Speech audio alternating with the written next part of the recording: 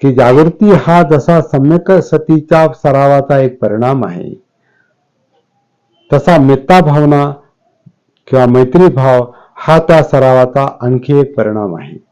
कारण सम्यक सतीच्या सरावामुळे मीपणा, आत्मभाव कमी कमी होत जातो, म्हणजे अनात्मबोध होतो. त्यामुळे आपली आपपरभेद आत्मपरभेद वृत्ती कमी होत होत लयात जाते. परिणामी आपण मैत्रीभावाने भरून जातो.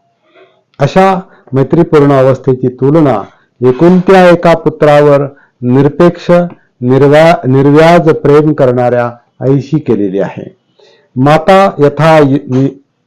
यथा नियं पुत्तं आयुषा एक पुत्तं अनुरखे एवंपि सब भूतेषु मानसं भावये अपरिमाणं. हे कर्णिनीय सूक्तातलं जे काही सूत्र आहे त्याचा अर्थ असा आहे की